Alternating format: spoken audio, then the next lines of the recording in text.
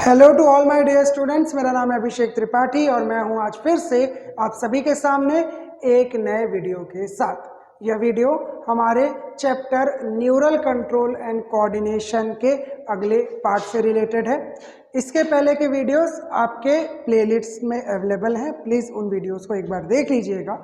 और इस वीडियो में हम अगले टॉपिक के बारे में बात करेंगे, ठीक है। अगला टॉपिक जो है उस टॉपिक का नाम है स्पाइनल कॉर्ड। तो आज हम स्पाइनल कॉर्ड को डिटेल में समझेंगे, ठीक है। स्पाइनल कॉर्ड को आज हम डिटेल में पढ़ेंगे, डिटेल में समझेंगे।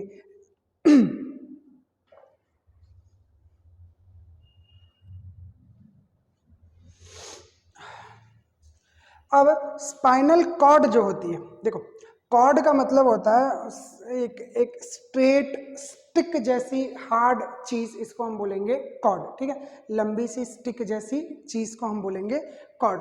अब स्पाइनल कॉर्ड जो है, बहुत लोगों को ना स्पाइनल कॉर्ड और स्पाइन में बड़ा कंफ्यूजन है, ठीक है। स्पाइन को ही हम वर्टिब्रल कॉलम बोलते हैं। ये तो बड़ा दिक्कत है लोगों के साथ। स्पाइनल कॉर्ड जो है वो आपके नर्वस सिस्टम का पार्ट है और स्पाइनल कॉर्ड को प्रोटेक्ट करने के लिए जो बोन है उसको हम स्पाइन या वर्टिब्रल कॉलम कहते हैं, ठीक है। बहुत सारे लोग स्पाइनल कॉर्ड कहते रहते हैं वर्टिब्रल कॉलम को। वर्टिब्रल कॉलम उस बोन का नाम है जिसको हम रीढ़ की हड्डी बोलते हैं और उसके अंदर स्पाइनल कॉर्ड होती है। दोनों अलग अलग चीजें हैं। आपका स्पाइनल कॉर्ड टूटेगा तो दुनिया खत्म आपकी। वर्टिब्रल कॉलम टूटेगा तो वो फिर भी ठीक हो सकता है, बन सकता है, उसमें डिस्क लगाए जा सकते हैं, ठीक है। तो स्पाइन और स्पाइनल कॉर्ड में कंफ्यूज मत होइएगा। अब मैंने आपको बताया था स्पाइनल कॉर्ड जो होती है वो ब्रेन के साथ जुड़ी हुई होती है, इज अटैच्ड विथ ब्रेन। अब लोगों को क्या लगता है कि स्पाइनल कॉर्ड अलग है और ब्रेन अलग है। दोनों अलग अलग स्ट्रक्चर नहीं, ऐसा नहीं है दो अलग अलग ऑर्गन है एक दूसरे के साथ जुड़े हैं, है ना, ऐसे चिपके हैं, कहीं पर बांधे हैं, ऐसा कुछ नहीं है। स्पाइनल कॉर्ड ब्रेन के साथ कंटिन्यूअस होती है, जुड़ी हुई होती है, ठीक है। मैं आपको एक फोटो दिखाता हूँ, उस फोटो से शायद आपको थोड़ा समझ में आएगा। इस फोटो को देखिए, ठीक है। अब ये डाउनलोडेड इमेज है। अब आपको ये इमेज दिख रही होगी कि इतना हिस्सा जो है, मैं इसको किस कलर से मार्क करूं, रेड कलर ठीक रहेगा, है ना। ऑरेंज हो गया ये तो, ये वाला देखो, ये जो दिख रहा है जितने को भी मैं रेड कर रहा हूं, यही वाला हिस्सा क्या है, ये मिड ब्रेन, ठीक।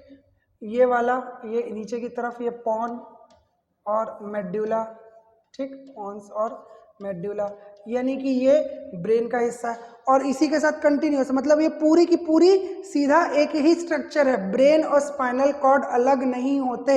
यहां से भी आपको समझ में आएगा कि स्पाइनल कॉर्ड जो है, इसके नीचे जितना ही खोपड़ी के नीचे निकल गया, इसके नीचे जो है जितना भी हिस्सा है वो सबके सब क्या हो जाएंगे, एक साथ स्पाइनल कॉर्ड। तो ब्रेन और स्पाइनल कॉर्ड अलग अलग स्ट्रक्चर नहीं होते। ब्रेन और स्पाइनल कॉर्ड एक सिंगल स्ट्रक्चर है, सिंगल ऑर्गन है। हाँ, वो क्योंकि सेपरेट हो गए हैं और बीच में एक डिवीजन सा बन गया है, इसीलिए हम उनको अलग अलग नाम देते हैं। तो मैंने आपको चार्जर का एग्जांपल दिखाया था, बताया था कि जैसा एक चार्जर होता है ना, फोन का जो पुराना चार्जर होता था जिसमें हम यूएसबी केबल अलग नहीं कर सकते थे, है ना, वो अटैच्ड जो केबल आती थी वो, या आपके पहले कीपैड फोन के जो चार्जर होता है उसमें क्या होता है, अडेप्टर होता है। अडेप्टर के साथ लगा हुआ क्या होता है, वो एक कॉर्ड होती है, केबल होती है ना। और आजकल के जो फोन है, जो स्मार्टफोन्स है, उसमें आप यूएसबी केबल अलग कर सकते हो। तो यूएसबी केबल जैसा नहीं है स्पाइनल कॉर्ड की अलग हो जाए, वो कंटिन्यूअस है, सिंगल पुराने कीपैड फोन की तरह एक अडेप्टर जैसा ब्रेन है और उसी से लटका हुआ लगा हुआ क्या है, स्पाइनल कॉर्ड है, ठीक है। स्पाइनल कॉर्ड सिंपल है, सिंपल है, बहुत सिंपल है, ठीक। अब स्पाइनल कॉर्ड जो होती है वो प्रोटेक्टेड होती है, स्पाइनल कॉर्ड प्रोटेक्टेड होती है वर्टिब्रल कॉलम में। Spinal cord is protected in vertebral column, ठीक है। स्पाइनल कॉर्ड प्रोटेक्टेड होती है वर्टिब्रल कॉलम के अंदर। वर्टिब्रल कॉलम जिसको हम रीढ़ की हड्डी भी कहते हैं। एक minute, let me drink some water, ठीक है, थोड़ी सी दिक्कत हो रही है।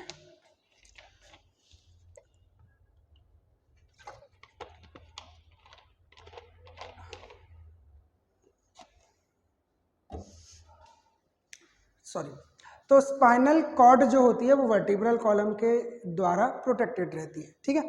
अब जब एम्ब्रियोनिक स्टेज होता है तो स्पाइनल कॉर्ड वर्टिब्रल कॉलम के साथ साथ होती है। जैसे मान लीजिए ये मेरी उंगली जो है ये वर्टिब्रल कॉलम है और ये जो मेरा ये पेन है ये स्पाइनल कॉर्ड है, तो दोनों साथ साथ ग्रो करते हैं, ठीक है।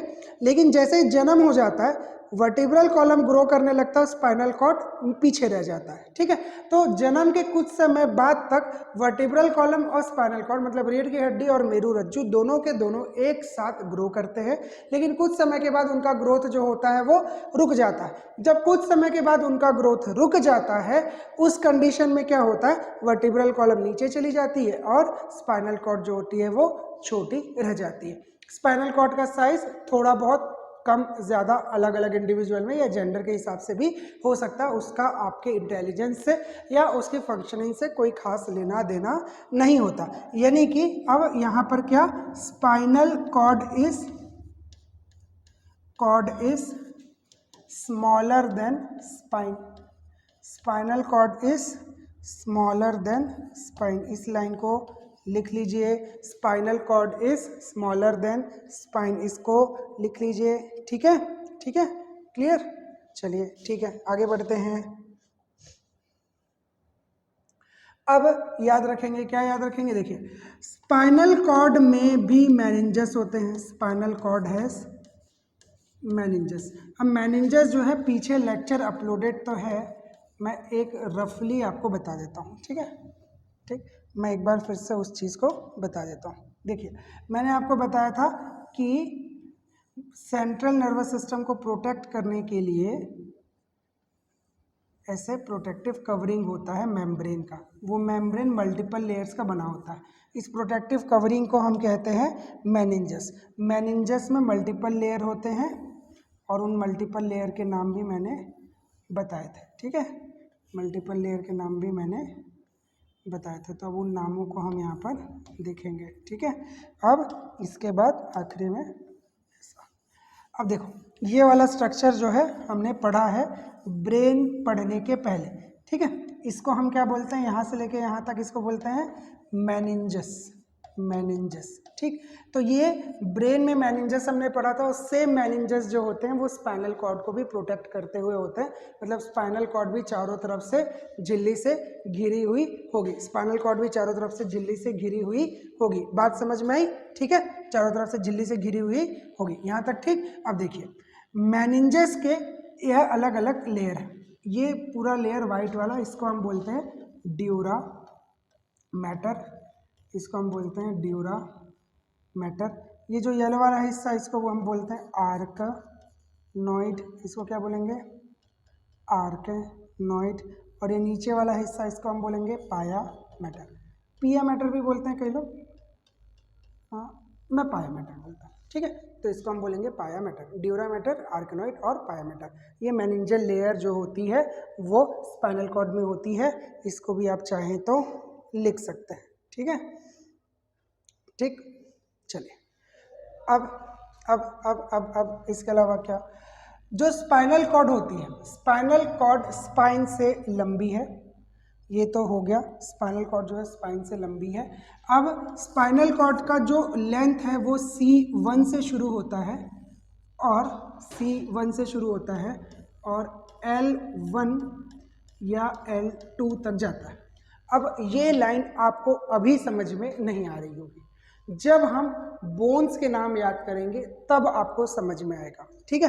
अब मैं आपको शॉर्ट में सिंपल तरीके से समझाने की कोशिश करता हूँ कि जो वर्टिब्रल कॉलम होती है वो क्या होती है। वर्टिब्रल कॉलम जो होती है यहाँ से यहाँ तक पीछे हड्डी तो है, लेकिन ये सिंगल हड्डी नहीं है, ये छोटे छोटे छोटे छोटे छोटे छोटे ब्लॉक से बनी हुई है, ठीक है। एक ब्लॉक, दो ब्लॉक, तीन ब्लॉक, चार ब्लॉक, एक इतना बड़ा एक छोटा सा ब्लॉक, उसके नीचे छोटा सा ब्लॉक, ठीक है। मेरे पास शायद एक इमेज है, उससे थोड़ा सा बात क्लियर होगी। देखिए ये वाली बात, ठीक है, ये देखिए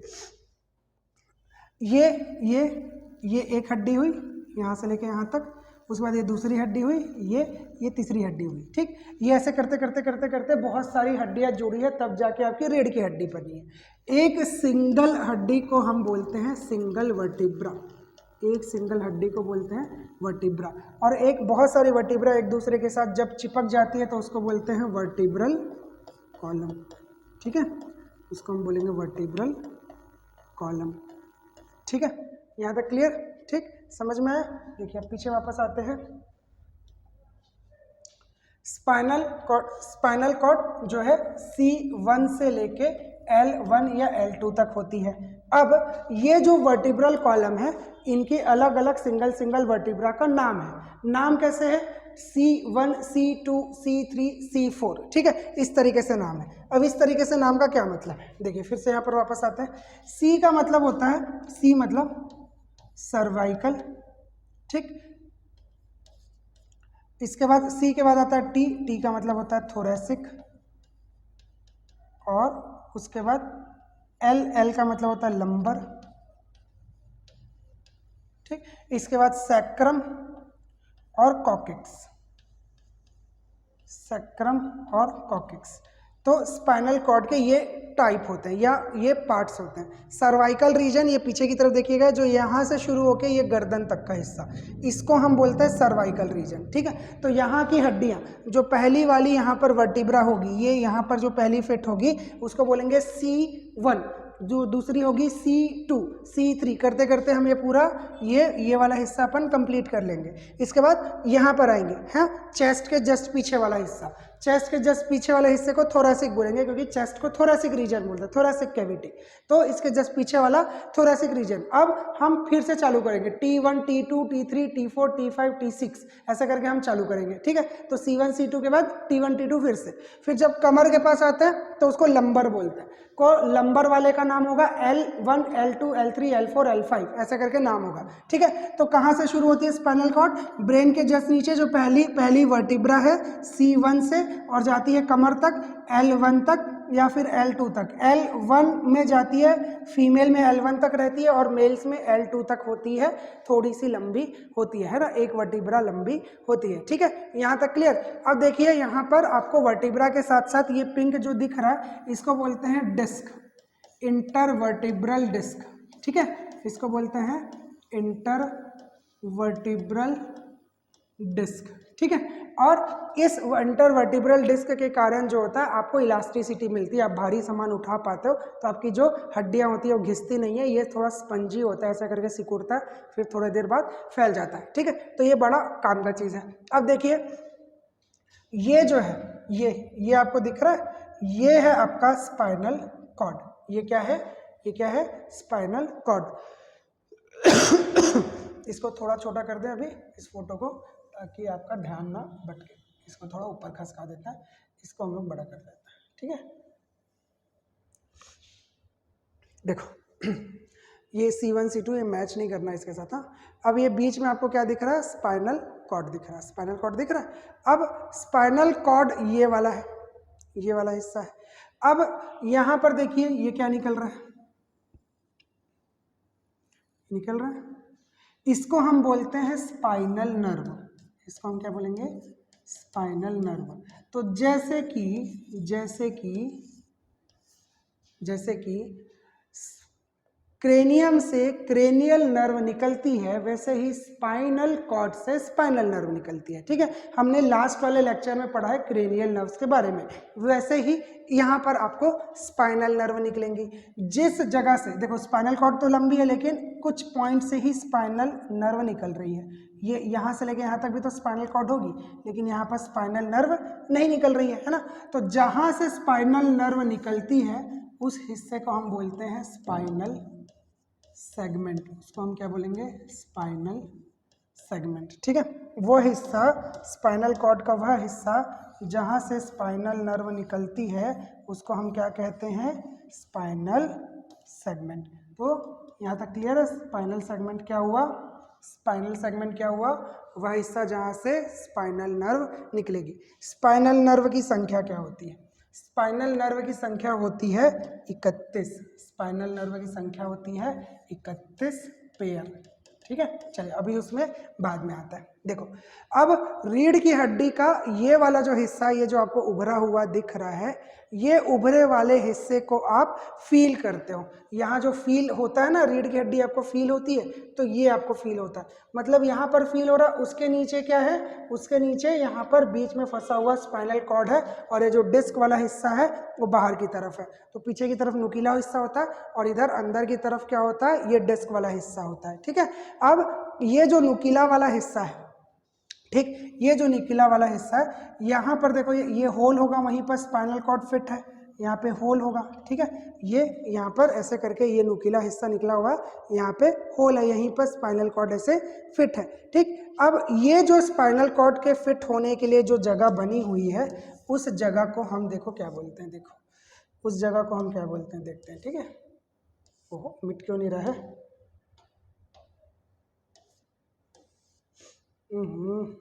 बड़ा दिक्कत है बाबा। देखिए, ये वाला जो हिस्सा है ना, कौन सा वाला हिस्सा, जहाँ पर स्पाइनल कॉर्ड घुसी हुई है। ठीक है, मान लीजिए ऐसा होल है, इस होल के अंदर में स्पाइनल कॉर्ड घुसी हुई है, इस होल को बोलते हैं वर्टिब्रल फोरामेन। फोरामेन वर्ड मैंने पहले भी बताया है, जैसे फोरामेन मैग्नम, वैसे ही वर्टिब्रल फोरामेन। वर्टिब्रल फोरामेन एक वर्टिब्रा के बीच की वो गैप, वो होल, वो छिद्र जहाँ पर वर्टिब्रल कॉलम रहेगी, जो वर्टिब्रल कॉलम के लिए जगह बनी हुई है, उसको हम बोलेंगे वर्टिब्रल फोरामेन। ठीक है, वर्टिब्रल फोरामेन, स्पाइनल कॉर्ड के लिए जगह बनी हुई है, उसको बोलेंगे वर्टिब्रल फोरामेन। अब देखिए, ये एक गैप हुआ वर्टिब्रल फोरामेन। अब देखो, ये एक वर्टिब्रा, ये दूसरी वर्टिब्रा, दोनों वर्टिब्रा के बीच में गैप है, ये गैप दिख रहा है आपको, दो वर्टिब्रा के बीच में ये गैप दिख रहा है आपको। ये दो गैप में से ही स्पाइनल नर्व बाहर निकलती है। मान लो पूरा पैक एक पाइप होता, उसके अंदर स्पाइनल कॉर्ड होता, तो स्पाइनल नर्व नहीं निकल पाता।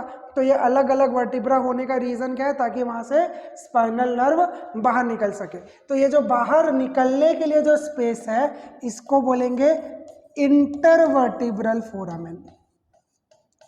ठीक है, इंटरवर्टिब्रल फोरामेन। देखो, वर्टिब्रल फोरामेन क्या हुआ कि वर्टिब्रा में फोरामेन है तो वर्टिब्रल फोरामेन, वर्टिब्रा में फोरामेन है तो वर्टिब्रल फोरामेन, दो वर्टिब्रा के बीच में फोरामेन, इंटरवर्टिब्रल फोरामेन। इंटरवर्टिब्रल का मतलब ही होता है, इंटर का मतलब दो चीजों के बीच में, इंटर का मतलब बीच में, तो दो वर्टिब्रा के बीच का फोरामेन इंटरवर्टिब्रल फोरामेन, और वर्टिब्रा में फोरामेन वर्टिब्रल फोरामेन कहलाता है। वर्टिब्रल फोरामेन से क्या होगी, स्पेस फॉर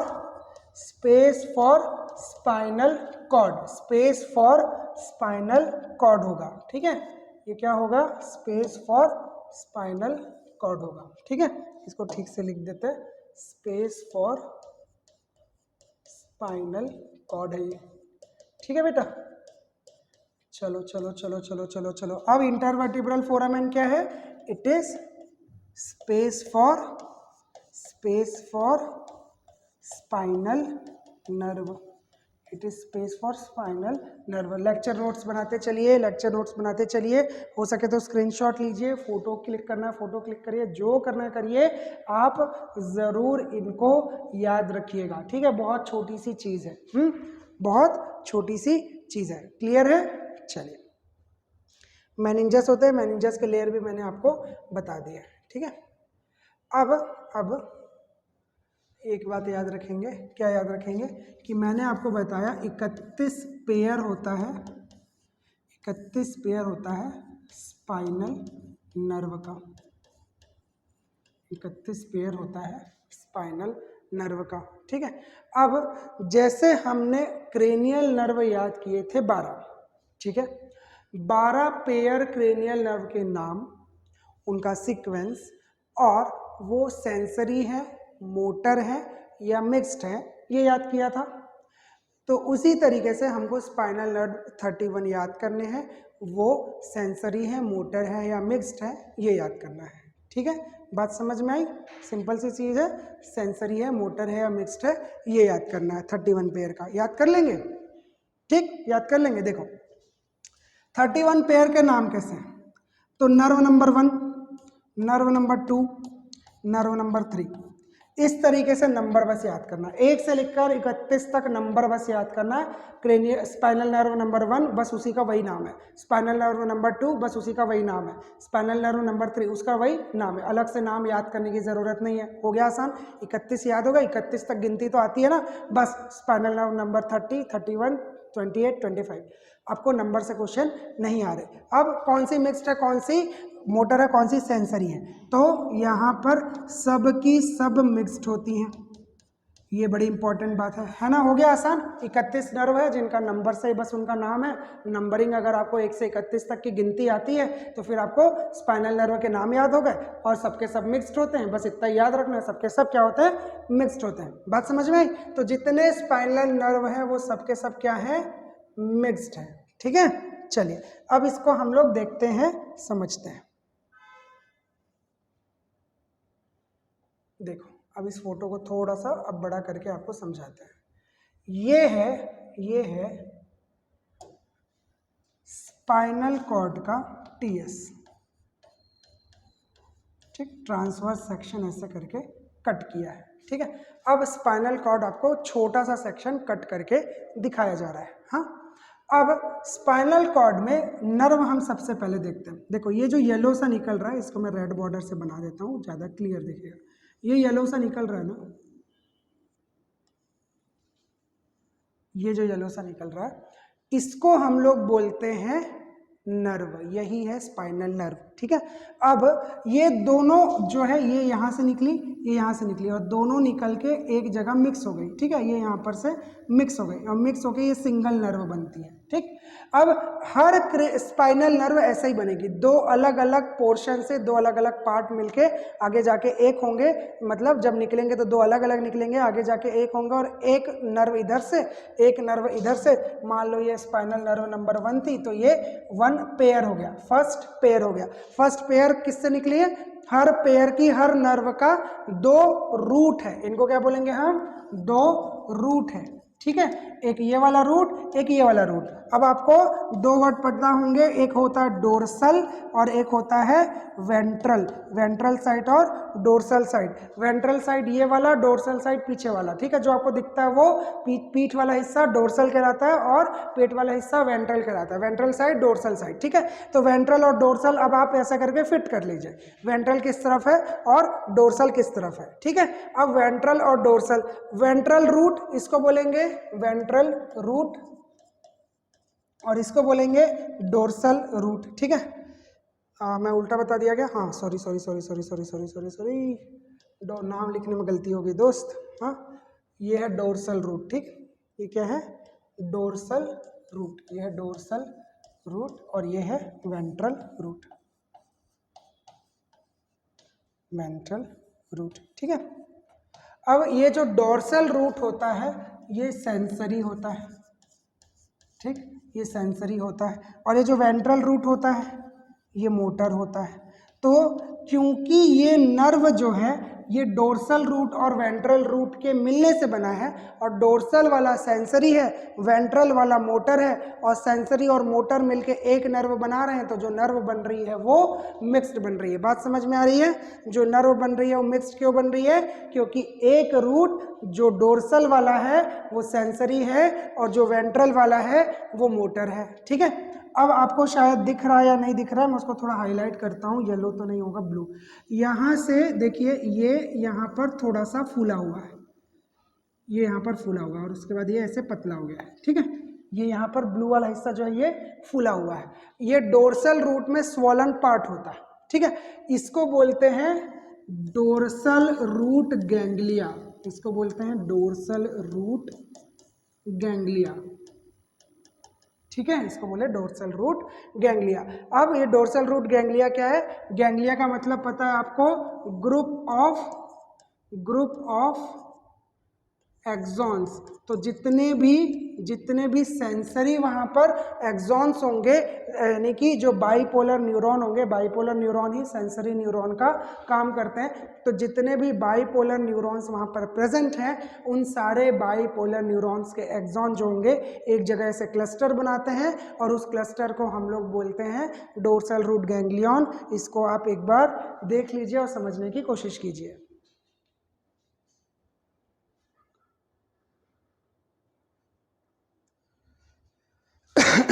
ठीक है, यहाँ तक क्लियर? यहाँ तक कोई दिक्कत आपको नहीं आ रही होगी?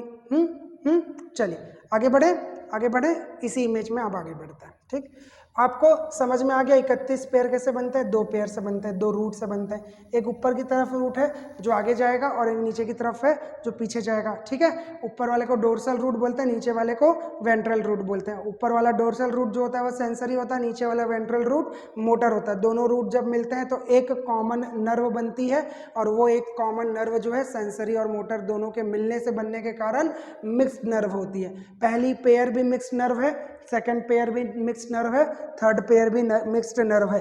हर पेयर जो होती है वो मिक्स्ड नर्व होती है। बात समझ में आई? बात समझ में आई? क्लियर है, सिंपल है, आसान है। ठीक है, अब हम लोग देखते हैं, आगे बढ़ते हैं। ठीक है, अब यहाँ पे इस इमेज में बहुत अच्छी बात ये है, मुझे ये अच्छी लगी कि इसमें लगभग वो सारे नाम लिखे हुए हैं जो मुझे बताना है। ठीक है, ये डोर्सल रूट गैंग्लिया भले नहीं लिखा हुआ था। अब देखो आपने ब्रेन में वाइट मैटर और ग्रे मैटर पढ़ा है। ठीक है, आपने ब्रेन में वाइट मैटर और ग्रे मैटर पढ़ा है। मैं उसका एक छोटा सा रिकैप देता हूँ। ठीक है, मैंने वैसे लास्ट लेक्चर में बताया था, लास्ट के पहले वाला, ठीक, सेकंड लास्ट लेक्चर। मान लीजिए ये न्यूरॉन है, मैं बहुत रफ सा एक रिप्रेजेंटेशन ही बना रहा हूँ। ठीक है, ये बहुत ज़्यादा गंदा रफ हो गया।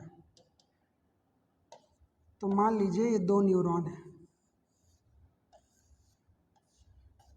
ठीक, अब ये वाला हिस्सा साइटोन होता है, साइटोन में यहाँ निसल ग्रैन्यूल होता है। ठीक है, निसल ग्रैन्यूल के कारण ग्रे कलर आता है, तो ये ग्रे कलर देते हैं। और यहाँ पर माइलिन शीथ होता है, एक्सॉन के ऊपर माइलिन शीथ है, क्योंकि सेंट्रल नर्वस सिस्टम और सेंट्रल नर्वस सिस्टम में माइलिनेटेड न्यूरॉन होते हैं। अब ये माइलिन शीथ है, माइलिन शीथ है। ठीक, तो ग्रे मैटर जो होता है वो निसल ग्रैन्यूल के कारण ग्रे कलर का दिखता है, और माइलिन शीथ क्योंकि वाइट होता है तो वहाँ पर वाइट अपीयरेंस आता है। अब देखिए क्या होता है कि ब्रेन में न्यूरॉन इस तरीके से अरेंज है, यानी कि ब्रेन के ऊपर ऊपर, ब्रेन के ऊपर ऊपर, ब्रेन के ऊपर ऊपर, यहाँ पर इस तरफ पूरा साइटोन है और इस तरफ पूरा एक्सॉन है। ठीक है, यहाँ पूरा साइटोन है और यहाँ पूरा एक्सॉन है। तो ये हिस्सा ग्रे दिखता है और ये हिस्सा वाइट दिखता है, इसलिए कॉर्टेक्स का ऊपरी हिस्सा ग्रे मैटर, नीचे वाला हिस्सा वाइट मैटर कहलाता है। ठीक है, अब यही स्पाइनल कॉर्ड में ऑपोजिट हो जाते हैं। तो ये क्या हो जाते हैं? ऑपोजिट हो जाते हैं इन स्पाइनल कॉर्ड। स्पाइनल कॉर्ड में ये ऑपोजिट हो जाते हैं। ठीक है, ठीक है, तो देखो, क्योंकि बाहर की तरफ ब्रेन में ग्रे मैटर और अंदर की तरफ वाइट मैटर था, ब्रेन में बाहर की तरफ ग्रे मैटर और अंदर की तरफ वाइट मैटर था, लेकिन जब हम स्पाइनल कॉर्ड में पहुंचते हैं तो बाहर की तरफ वाइट मैटर और अंदर की तरफ ग्रे मैटर आता है। ठीक है, अब बाहर की तरफ वाइट मैटर और अंदर की तरफ ये ग्रे मैटर आता है। ठीक है, तो आउटर एस कहाँ पर लिखें इसको? यहाँ पर कहीं पर लिखते हैं। ठीक, outer S white and inner is grey, inner is grey.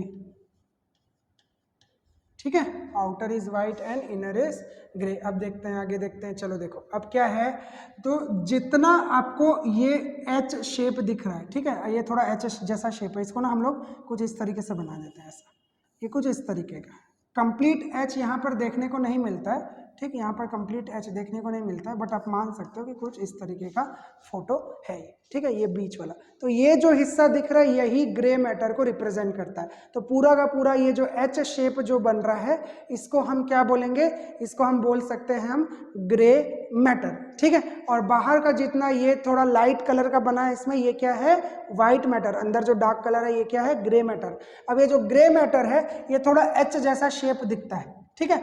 अब इसमें आपको देखने को मिलेंगे, क्या मिलेंगे, हॉर्न। इसको क्या बोलेंगे हम, हॉर्न। हॉर्न कैसे, जैसे ये एक हॉर्न हुआ, ये वाला जो पॉइंट हुआ ये एक हॉर्न हुआ, ये वाला एक पॉइंट हॉर्न हुआ, ये हॉर्न हुआ, ये हॉर्न हुआ, ठीक है। तो इनको हम क्या बोलते हैं, हॉर्न। हॉर्न मतलब सिंग, ऐसा उठा हुआ हिस्सा है ना। तो आपको यहाँ पर 3 हॉर्न मिलेंगे, एक लेफ्ट साइड में ये वाला एक हॉर्न, एक दूसरा हॉर्न, ये तीसरा हॉर्न, ये ऊपर वाला हॉर्न, दूसरा हॉर्न और तीसरा हॉर्न। टोटल 3 हॉर्न देखने को मिल रहे होंगे। ध्यान से देखिएगा उसको, आप ध्यान से देखिएगा, आप इसको ध्यान से देखिएगा, आपको दिखाई दे रहे होंगे, ठीक है। ठीक, आपको हॉर्न देखने को मिल रहे हैं। तो इनको हम बोलेंगे डोर्सल हॉर्न और इनको हम बोलेंगे वेंट्रल हॉर्न। तो 3 डोर्सल हॉर्न और 3 वेंट्रल हॉर्न होते हैं। ऊपर की तरफ 3 डोर्सल हॉर्न, 3 वेंट्रल हॉर्न होते हैं, ठीक है। यहाँ पर बहुत सारी चीज़ें भर गई हैं, मैं इनको थोड़ा साफ करना चाहता हूँ बट जगह नहीं है, ठीक है। तो क्या होंगे, डोर्सल हॉर्न होंगे और वेंट्रल हॉर्न होंगे। ये डोर्सल हॉर्न और वेंट्रल हॉर्न ये दोनों के दोनों क्या होते हैं, किस चीज़ को रिप्रेजेंट कर रहे हैं, ये ग्रे मैटर को रिप्रेजेंट कर रहे हैं। तो ग्रे मैटर को हम किस नाम से पुकारते हैं, हम यहाँ पर हॉर्न के नाम से पुकारते हैं। अब वाइट मैटर को क्या बोलेंगे, देखो ये कॉलम लिखा हुआ है, ठीक, यहाँ पर लिखा हुआ है कॉलम, कॉलम लिखा हुआ है, ठीक, column column column column column, और दिखाओ, देखो कॉलम। तो कॉलम किसको बोलते हैं, कॉलम का मतलब हुआ डोर्सल कॉलम मतलब वाइट मैटर, डोर्सल कॉलम मतलब वाइट मैटर और वेंट्रल कॉलम भी वाइट मैटर। तो हम लोग क्या कहते हैं, जो ग्रे मैटर है उसको हॉर्न कहते हैं और जो वाइट मैटर है उसको हम कॉलम कहते हैं, या कॉलम से उसको हम रिप्रेजेंट करते हैं, ठीक है। ये याद रखिएगा, ठीक, ये याद रखिएगा। डोर्सल में अलग होता है, वेंट्रल में अलग होता है। अब यहाँ पर एच का ये जो बीच वाला हिस्सा बन रहा है, ये जो एच का बीच वाला हिस्सा बन रहा है इसको हम बोलते हैं कमीशर, ठीक, इसको हम क्या बोलते हैं, कमीशर, इसको हम बोलेंगे कमीशर। ये याद रखिएगा, ये नाम याद रखिएगा कमीशर का, इसको हम क्या कहते हैं, कमीशर, ठीक है। अब आपको ये यहाँ पर ना, ये जो है ये स्पाइनल कॉर्ड ऐसे जा रही है, इस कलर से नहीं समझ में आएगा, आपके लिए ग्रीन कलर लेते हैं। ये जो स्पाइनल कॉर्ड जा रही है और जाके यहाँ पे थोड़ी सी ऐसा गर्त में जाती है, नीचे जाती है फिर ऊपर उठती है, ठीक है। तो ये जो गर्त बनता है, ये जो गर्त बनता है अंदर की तरफ, इसको बोलते हैं हम सल्कस। क्या बोलेंगे हम इसको, सल्कस, इसको हम कहेंगे सल्कस, ठीक है। समझ में आ रहा है, देखिए है बहुत सारी चीजें, आप आराम से पॉज ले लेके रिपीट करके स्लोमो में डाल के नोट करके आगे बढ़ते चलिए तो आपको समझ में आता जाएगा, ठीक है। इसी इमेज में आपको सारी चीज़ें क्लियर हो जाएंगी। सल्कस क्या है कि स्पाइनल कॉर्ड ऊपर की तरफ से थोड़ी सी अंदर धसी हुई होती है, ठीक है। उसका जो शेप होता है कुछ इस तरीके से होता है, ऐसा ऐसा ऐसा करके ऐसा है। तो ये जो अंदर की तरफ मुड़ रहा है उस हिस्से को क्या बोलेंगे, सल्कस। और नीचे नीचे ये देखिए, ये बहुत गहरा घुस गया है, ये जो है यहाँ पे एक छोटा सा डिवीजन जैसा है, इस डिवीजन को हम बोलते हैं फिशर। आपने फिशर वर्ड और सल्कस वर्ड पहले भी पढ़ा है। सल्कस देखिए, जीभ के बीच में देखना कि जीभ के बीच में पतली सी लाइन होती है जिससे जो जीभ होती है वो 2 पार्ट में डिवाइड होती हुई दिखती है, और वो बहुत गहरी नहीं है, बहुत हल्की सी है, ऊपर ऊपर है, तो उसको हम सल्कस कहते हैं। तो वो जो ऊपरी डिवीजन है उसको हम सल्कस कहते हैं, ठीक है। जब आपको ब्रेन बताया तो ब्रेन में मैंने बताया था कि ब्रेन में फिशर होते हैं, जो सल्काई होते हैं, जो सल्काई होते हैं ऐसे ऐसे ऐसे करके जाते हैं और बहुत गहरे चले जाते हैं। तो जब ये बहुत गहरे चले जाते हैं तो इनको हम फिशर कहते हैं। तो बहुत ज़्यादा गहरा डिवीजन होगा उसका नाम हम फिशर रखेंगे। सेकेंड जो एकदम शैलो सा डिवीजन होगा हम उसका नाम सल्कस रखेंगे। तो सल्कस ऊपर की तरफ होता है डोर्सल साइड पे, और जो फिशर होता है वो कहाँ होता है, वेंट्रल साइड पे। ठीक है, इसको मैं थोड़ा छोटा कर रहा हूँ ताकि सब कुछ इसमें फिट आ जाए और आपको चीजें समझ में आए। पॉज करिए, नोट करिए, फिर आगे बढ़िए। ठीक है, यहाँ पर नाम और चीजें बहुत सारी हैं। हम मुझे समझ में आता है कि कहाँ पर ब्रेन जो है टफ हो रहा है और स्पाइनल कॉर्ड टफ हो रहा है। डीएनए से ज्यादा टफ यहाँ पर नाम याद करना होगा आपको, मुझे मालूम है और मैंने पहले लेक्चर में बताया था। तो थोड़ा सा सब्र रखिए, थोड़ा धीरे से पढ़िए। हो सकता है 2 बार करके एक वीडियो को कंप्लीट करिए, पॉज कर करके नोट करिए, इमेज को देखिए। इमेज को देखने के बाद आप मेरी बातों को सुनिए और उसके बाद समझ में ना आए तो ज़रूर बताइए, समझ में आ जाएगा, ये मेरी गारंटी है। बहुत सिंपल सी चीज़ है। हाँ, लेकिन आपको इसके लिए सीक्वेंस वाइज पढ़ना पड़ेगा। जिन सीक्वेंसेस में लेक्चर अपलोडेड हैं उन्हीं सीक्वेंस में पढ़ेंगे, तब समझ में आएगा। अदरवाइज सब कुछ ऊपर से जाएगा और पीछे की दीवार में टकरा जाएगा। ठीक है, तो यहाँ पर नाम जो हो सकते हैं बहुत सारे हैं और बहुत सारी चीज़ें हैं याद करने के लिए, लेकिन फिर भी आप इसको याद कर सकते हैं। ठीक है, यहाँ तक ठीक, यहाँ तक ठीक। चलिए, यहाँ तक ठीक है तो बहुत अच्छी बात है। अब देखो, यहाँ तक अगर ठीक हो गया तो कुछ छोटी छोटी चीज़ें और सीख लेते हैं अंतिम में। ठीक है, आपको यहाँ पर ऊपर इस वाले फोटो का अगर आपको स्क्रीनशॉट लेना है तो ये भी ले लीजिए, मैं इसको भी दे देता हूँ आपको स्क्रीनशॉट लेने के लिए। ठीक है, ये देखिए, इस फोटो का स्क्रीनशॉट ले लीजिए, मैंने पीछे भी दिया हुआ है, लिखा हुआ है, उसमें आप क्या कर सकते हैं, उसको स्क्रीनशॉट ले सकते हैं। आराम से पढ़िए, समझिए, आपको चीज़ें ज़रूर समझ में आएंगी। ऐसा बिल्कुल नहीं है कि समझ में ना आए। होता क्या है ना बेटा कि हम लोग ना आसान चीज़ें खोजते हैं। ठीक है, और कुछ चैप्टर ऐसे जिनको आप बहुत आसान भाषा में समझाने की भी कोशिश करो तो उसमें नाम इतने सारे और इतने कठिन होते हैं कि उसमें याद करने में दिक्कत होती है और आपको लगता है अरे बाप रे कितना टफ चैप्टर है। चैप्टर इजी है, पॉइंट उसमें इजी है, टॉपिक इजी है, जो फिजियोलॉजी है वो बहुत इजी है, बहुत ज़्यादा आपके सिलेबस में दिया नहीं है ब्रेन के बारे में, वो तो मतलब 0.001% भी नहीं दिया है ब्रेन के बारे में। नाम टफ है, नाम को समझने के लिए या इतने सारे पॉइंट्स को समझने के लिए आपको 2 या 3 बार पढ़ना पड़ता है। तो आप इस वीडियो को 2 पार्ट करके देखिए, पहले आधा देख लीजिए फिर आधा देख लीजिए। ब्रेन वाले में भी ऐसे करिए, आधा करिए आधा करिए। मैंने जानबूझ के एक टॉपिक को अलग अलग किया है ना। आप जैसे ब्रेन को एक बार में कंप्लीट करते हैं, मैंने ब्रेन के 2 चैप्टर बताए, 2 टॉपिक बनाए, 2 अलग अलग लेक्चर्स हैं, ताकि आपको ज़्यादा ईजी हो। बहुत सारी चीज़ें एक ही लेक्चर में हो जाती हैं तो फिर समझने में भी सर दर्द करता है। ठीक है, मैंने बहुत धीरे धीरे आराम से समझाया है, हम उन चीज़ों को देखिएगा। ठीक है, अब इस वाले इमेज पर आते हैं और हम अपने इस लेक्चर को लगभग ख़त्म करने जा रहे हैं। थोड़ा सा अंतिम का पॉइंट जो है वो बचा हुआ है। ये इमेज जो है बहुत अच्छी इमेज है। इसमें क्योंकि ये ब्लैक एंड वाइट है, कुछ चीज़ें समझ में नहीं आती है, तो मैं इसमें आपको मार्कर का यूज़ करते हुए थोड़ा कलरिंग करके दिखाऊंगा। ठीक है, चलो देखते हैं। अब यहाँ पर एक नाम लिखा हुआ है conus medullaris. Conus medullaris. Conus medullaris क्या होता है? It is last part of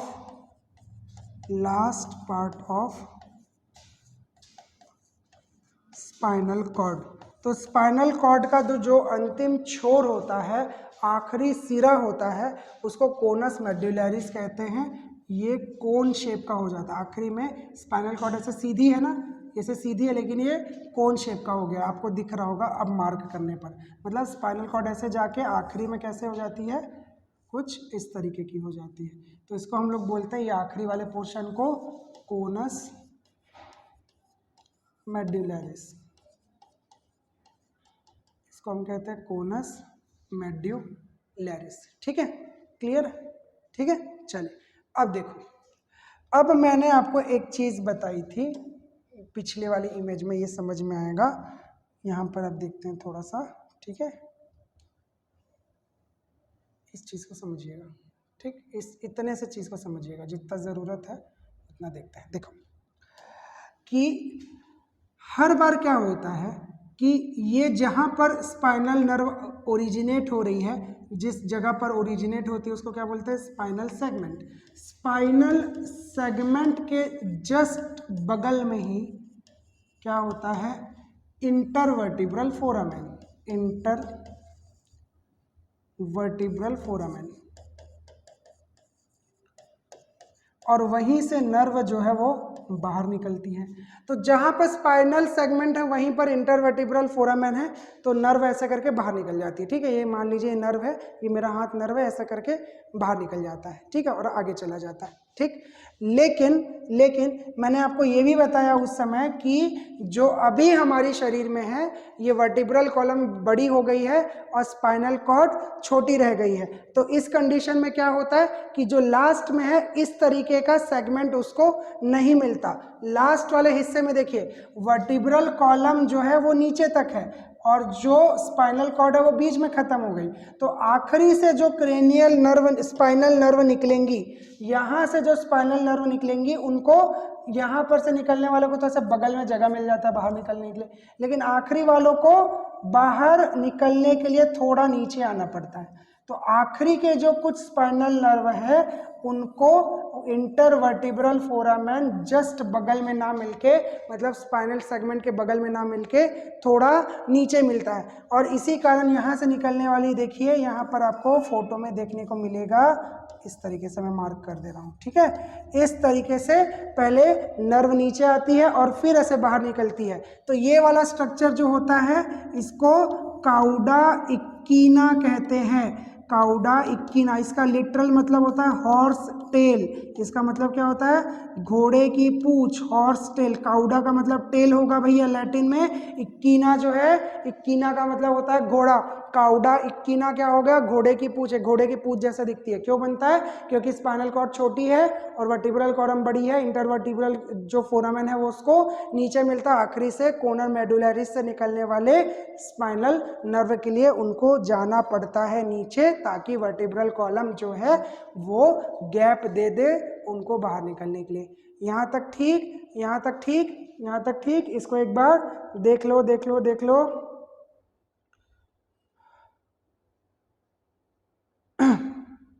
चलिए आगे बढ़े, आगे बढ़े, आगे बढ़े। अब एक लास्ट चीज आपको समझा दूं कि ये जो स्पाइनल नर्व्स होती हैं, ये जो स्पाइनल नर्व्स होती हैं ये 3 पार्ट में डिवाइड होती हैं। ठीक, स्पाइनल नर्व जो होती हैं वो 3 पार्ट में डिवाइड होती हैं। एक को हम बोलते हैं डोर्सल रामस, एक को बोलते हैं हम वेंट्रल रामस, और तीसरे को बोलते हैं रिकरेंट। ठीक है, ये नाम तो याद हो जाएंगे, डोर्सल, वेंट्रल और रिकरेंट। अब इनके आगे लिखेंगे हम रामस। रामस का मतलब होता है ब्रांच, तो डोर्सल ब्रांच, वेंट्रल ब्रांच और रिकरेंट ब्रांच। तो स्पाइनल नर्व जो होती है वो 3 तरीके से डिवाइडेड होती हैं। ठीक है, जो स्पाइनल नर्व होती है वो 3 तरीके से डिवाइडेड होती है। तो डोर्सल का मतलब मैंने जैसे बताया था पीछे, तो स्पाइनल कॉर्ड यहाँ से निकली, सॉरी स्पाइनल नर्व यहाँ से निकली और पीछे के जो पोर्शन है, या जो पीठ की स्किन और मसल है इस तरफ चली गई, वहाँ पर सेंस करने के लिए, वहाँ पर फील करने के लिए। यहाँ पर फीलिंग होती है ना, तो किसके कारण होती है? स्पाइनल नर्व के डोर्सल रामस के कारण। तो muscle and skin of back, muscle and skin of back. ठीक, muscle and skin of back. Ventral ramus सामने की तरफ, ये हो गया, ये हो गया internal organ, internal organ. Recurrent का क्या मतलब हुआ? ठीक है, ये आपको वेंट्रल तो समझ में आ गया, निकली और आगे आ गई। अब रिकरेंट का मतलब क्या होता है? स्पाइनल नर्व निकलती है और स्पाइनल कॉर्ड में वापस आ जाती है, ऐसे गई और वापस स्पाइनल कॉर्ड में घुस गई। स्पाइनल कॉर्ड में क्यों घुसी? क्योंकि स्पाइनल कॉर्ड में ब्लड वेसल होते हैं, blood vessel of spinal cord, blood vessel of spinal cord को कंट्रोल करने के लिए ये रामस होता है। तो 3 डिवीजन होता है, एक पीछे जाने के लिए, एक सामने जाने के लिए और एक वापस आने के लिए, उनको हम रामस कहते हैं। ठीक है, आई होप आपको सारी चीज़ें समझ में आई होंगी, आपने स्क्रीनशॉट लिया होगा।